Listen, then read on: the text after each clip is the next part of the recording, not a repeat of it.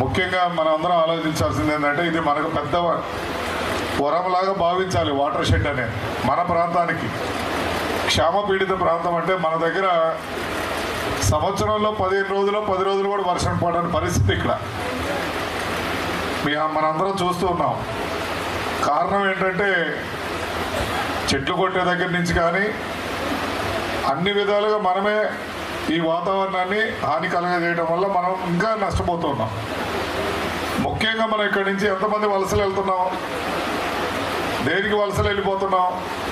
వాస్తవంగా ఈ 3 ఊర్లు ఇప్పుడు మీరు అందరికీ వేస్తే ఇక్కడ ఎంతమంది ఉంటారు, బయట బతికే వాళ్ళు ఎంతమంది మనం.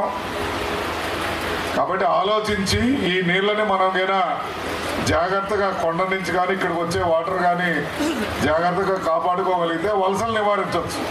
మన గతంలో జాలాటి గుంటలన్నీ ఉండేవి.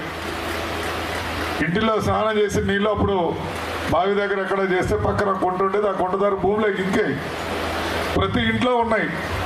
ఇప్పుడు అందరూ స్టైల్గా ఏం చేస్తున్నారు, ఒక పైపు తీసుకొచ్చి రోడ్డు మీద పెడతారు.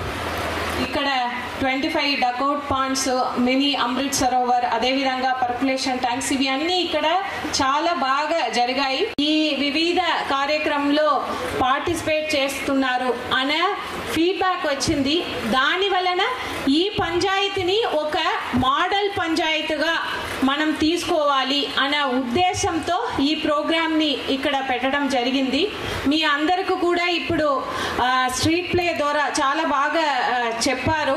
అంటే ప్రజలందరికీ కూడా అర్థమయ్యేలా ఒక సింపుల్ టర్మ్స్లో ఈ వాటర్ షెడ్ ప్రాజెక్ట్ అంటే ఏంటి, దాని యొక్క ముఖ్య ఉద్దేశం ఏంటి, దాంటిని సక్రమంగా మనం అమలు చేస్తే ఏంటేంటి లబ్ధి పొందుతారు అని చాలా చక్కగా చెప్పారు. వారికి నా అభినందనాలు.